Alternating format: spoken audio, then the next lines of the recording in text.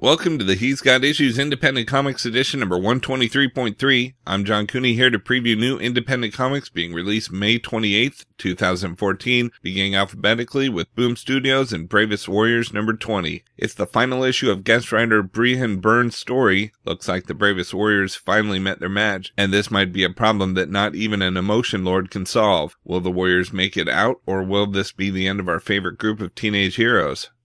Next, we have Clive Barker's Nightbreed number 1, Why We Love It. Comics are full of outcast characters, but this is an outcast story Clive Barker style. True to this modern horror master's other work, Nightbreed is full of horrifying creatures that captivated us in the cult film and live on in this new story. Why you'll love it? Before Fables, before Once Upon a Time, Clive Barker created a secret town of monsters that live among us. Don't worry if you've never seen the film. Barker and writer Mark and Draco have crafted a story that all horror fans can enjoy. Add to the mix Piotr Kowalski's art, and you can't miss this. What it's about? The Nightbreed is a secret society of monsters and misfits that hide away from humans, but have been a part of this world since time immemorial. This series will explore both the past and the present of this clandestine tribe, unleashing new secrets and horrors as they fight to coexist with mankind. We've also got Interesting Drug hardcover, Why We Love It. If you could take a pill and travel back to any time in your life, where would you go? Newcomer Sean Manning hooked us up with his fresh sci-fi thriller illuminating the dangers of living in the past. Why you'll love it? If Richard Linklater directed a season of Breaking Bad written by David R. Kelly, it'd probably be pretty close to what Manning and Wyszynski have built, a tripped-out psychological thriller full of scrappy anti-heroes and some of the most villainous scum of all space and time. What it's about? When a man from the future recruits average Best Buy worker Andrew Smith to help him create a drug that will allow him to travel through time, Andrew thinks he's found a way to erase all his problems. However, the power of nostalgia proves to be the strongest of drugs, creating an epidemic of addiction with Andrew as its unwitting kingpin. Next, we have Midas Flesh, number 6 of 8. It's a trap. The general has gone mad and is scheming a plan to win back the missing flesh. But our crew has some tricks up their sleeves as well. Who will outwit who in this issue of the Midas Flesh? And we have Peanuts number 18. All Sally wanted was to return to school and continue where she left off. Nobody told her that every single year she would have to break in a whole new set of teachers. How will she progress her education when every year is a new starting point? Sally won't take it, and given her conviction, she may just convince the gang that the fresh beginning needs an old start. From Dark Horse Comics, we've got Captain Midnight number 11. Captain Midnight has no time to mourn the death of an ally while an old friend is trying to kill him. Fueled by righteous fury, Midnight faces an impossible choice. Should he kill one friend to avenge another? Midnight pulls no punches to achieve a better tomorrow, but can he pull the trigger? Next, we have Conan The Avenger number 2. When a case of mistaken identity leaves Conan accused of witchcraft, the Cimmerian finds himself the target of the powerful and deadly Agera, witch hunter of the Kush. But as the warrior and the wizard quarrel, an evil force plots to eliminate them both. We've also got ElfQuest, the final quest number 3. Chiefess Ember begins her darkest journey alone when she's held captive by a brutal human tyrant. Will her sacrifice ensure the safe escape of her tribe as they flee into unknown territory? And can the sacred connection between Ember and her elfin lovemate survive when they are forcefully separated? Next, we have Furious number 5 of 5. Furious meets her nemesis, a dangerous and deranged shadow from her past, head-on. The life of an innocent hangs in the balance as the two face off, and Furious's doppelganger, obsessed with unmasking the celebrity vigilante, fights to expose the truth at any cost. As the media broadcasts this public showdown, can Furious overcome her own demons in time to save the day? We've also got Halo Escalation number 6. The saga of Halo Wars enters the modern age as Infinity struggles to liberate the long-lost spirit of fire from the deadly Vada Gajat. Meanwhile, Petra's search for the identity of Infinity's spy could result in her death. The Halo universe is on the brink of a new galactic war.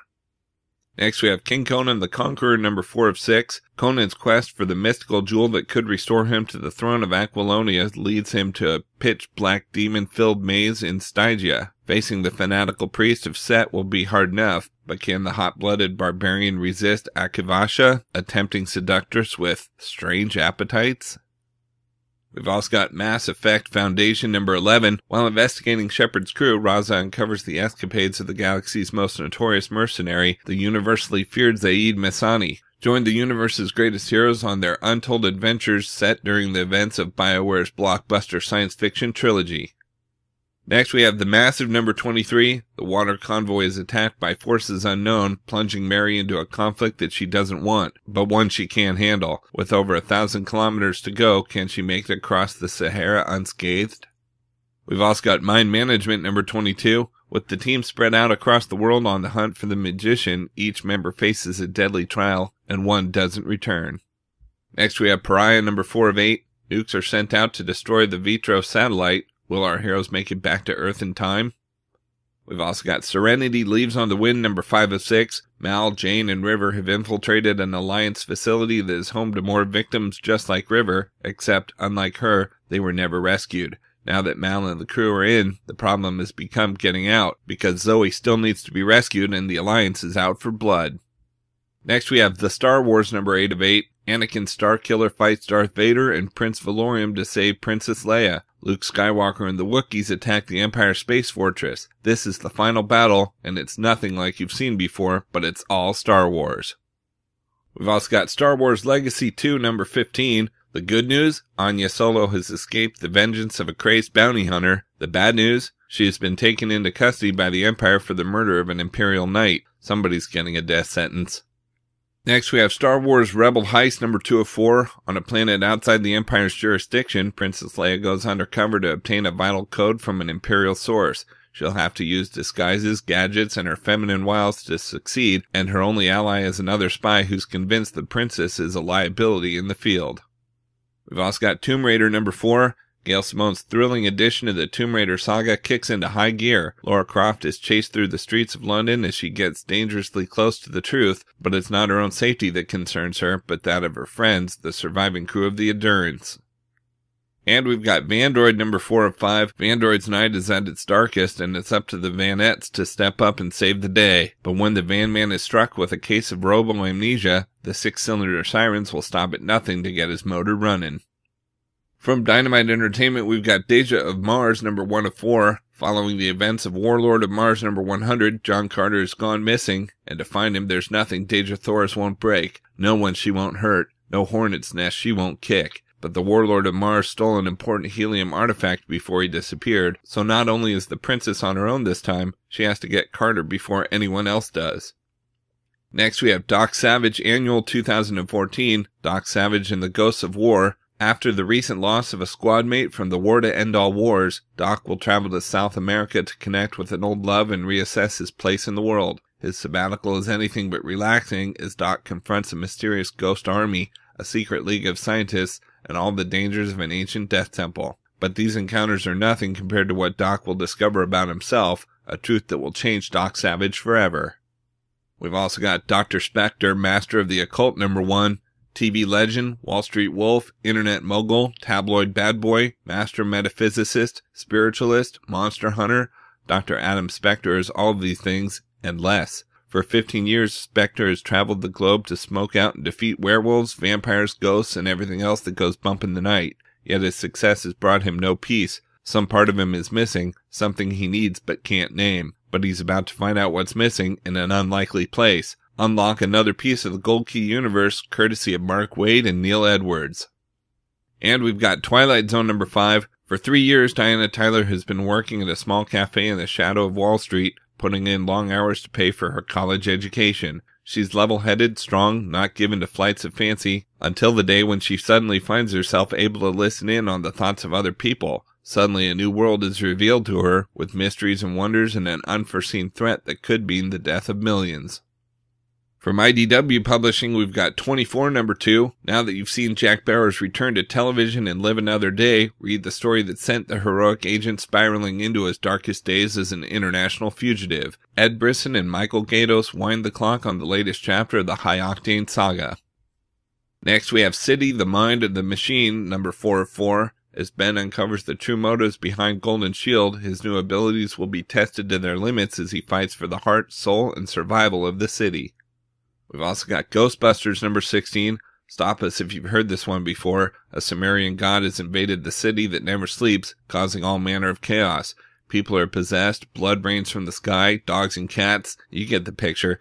This is where you call the Ghostbusters. They break out their neutrino wands and cross the streams, taking care of business and saving the day, right? Maybe not this time. Next we have Godzilla Rulers of Earth number 12, a cataclysmic monster battle for all ages. As the Devonians move their plans into Endgame and humanity meets them on the battlefield, Godzilla will be the monster that determines the fate of the planet. Will the new rulers of Earth bring about a reign of life or death? We've also got My Little Pony Friendship is Magic number 19. As our favorite ponies traverse a strange new world, the secret history of Celestia comes to life. Will the choices she made years ago come back to haunt her and doom an entire world? And which surprising pony is at the heart of her choice? Next we have Samurai Jack number 8. Jack reflects on his odyssey to return to the past, but he won't like what he finds staring back at him. A special silent issue illustrated by Samurai Jack character designer Andy Siriano. We've also got Star Trek number 33. After the events of Star Trek Into Darkness, Captain James T. Kirk and the crew of the USS Enterprise have embarked on their 5-year mission into uncharted space, only to encounter a deadly new alien species unlike anything the Federation has met before. Next we have Transformers Robots in Disguise number 29, Detonation Boulevard. Who is Marissa Fairborn and why does she want Optimus Prime dead? And more importantly, how did she start working with one of the Autobots' deadliest enemies? Dangerous allegiances form thanks to the terrifying shape the Cybertronians have twisted planet Earth into. And we've got X-Files Season 10, number 12. The dreaded black oil has been tapped in the remote desert of the Middle East, and divergent forces are massing to contain, control, and even assist the deadly sentient essence of the Earth's once and future alien colonists. But what does it want with Agents Mulder and Scully? What does a rising Neo-Syndicate want with it? And why, where, and most importantly how, is Alex Krycek involved? From Image Comics, we've got Cal number 1. Welcome to the Chicago Organized Workers League, the world's first superhero labor union. While Cal once stood as a beacon of hope against an epidemic of organized crime and an unbeatable brotherhood of supervillains, the union now faces its fiercest foe yet, a disillusioned public. In targeting the last of the great villains, Cal attempts to prove its value to the world and to each other, while staving off villainy from both outside and inside its offices. Next we have Chew Revival number 1, two great tastes that taste really weird together. Tony Chew heads to Wisconsin in 2 all-new original tales by the creative teams of both critically acclaimed titles. A great jumping on point for readers who've heard how damn good these titles are on their own, and a twisted delight for those already in the know. We've also got Dead Body Road number 6 of 6. There's a man digging a hole in the desert. Let's just see how many bodies will fit. Orson Gage's bloody revenge saga ends here. Next we have Deadly Class number 5. In the throes of a horrible acid trip, Marcus' grip on reality slips, casting him into the depths of his own past. A past filled with blood and ash. What dark secrets is he hiding? And will he have time to face them before one of the killers out for his blood puts a knife in his heart? We've also got Elephant Men number 57, with story by Marion Churchland and Richard Starkings, art by Marley Zarcone, and cover by Boo Cook. Next we have The Fuse number 4, The Russia Shift part 4. The bodies are starting to pile up. None of this case makes a lick of damn sense. Clem has a mysterious lunch date, and Ralph is starting to get ideas that will kill him faster than you can say on your knees, cop. We've also got Sex number 13, Year 2 begins, hang on to your cocks. Next we have Sheltered number 9. Internal struggles at Safe Haven result in a splitting of the group. The two factions come head to head as Victoria attempts to dethrone Lucas. We've also got Skull Kickers number 27, A Dozen Cousins and a Crumpled Crown, part 3. Not a new number 1, not a reboot, not a paradigm-shifting crossover event, and yet still totally worth picking up and reading, we promise. Next we have Southern Bastards number 2. It's Friday night in Craw County, Alabama, which means Coach Euless Boss is walking the sidelines like a god, and somebody is fixing to die. We've also got Sovereign number 3. The paths of the travelers finally converge in the court of the late emperor as his sons already vie for the empty throne, but when the unburied dead begin to rise, animated by intelligences from beyond space and time, there are more pressing matters to consider. Next we have Thief of Thieves number 21. The first casualties on a new crime war mount up, plus learn just why they call him Lola. And we've got Trees number 1. 10 years after they landed, all over the world, and they did nothing, standing on the surface of the earth like trees, exerting their silent pressure on the world as if there were no one here and nothing underfoot. 10 years since we learned that there is an intelligent life in the universe, but that they did not recognize us as intelligent or alive, beginning a new science fiction graphic novel by Warren Ellis and Jason Howard. From Valiant Entertainment, we've got Harbinger number 23, Dead Means Dead. And we've got Shadow Man End Times number 2 of 3, The Return of Master Dark. Only one man can help Shadow Man now, his worst enemy. Forced to confront the greatest shock of his lifetime, Jack Boniface speeds down a self-destructive spiral that he may never recover from. Exterminating the wild and evil Loa spirits that haunt New Orleans at any cost, Jack has left himself with nothing to lose in this world. By crossing the veil into the dark world beyond, the death side, will Jack save his own soul or destroy himself? Okay, so that's a look at some of the top independent publishers this week, but there's still plenty of other books out as well, so be sure to check out my YouTube channel at he'sgotissues.com to see both the Marvel and DC videos for this week, as well as my usual roundup with all my favorites for the week with a little more depth and insight than you get here. And if you like these videos, be sure to let me know by leaving a comment and subscribing. You can also follow He's Got Issues on Facebook, Twitter, Pinterest, and Tumblr to see everything I'm reading as I read it. So until next week, I'm John Cooney, and I've got issues.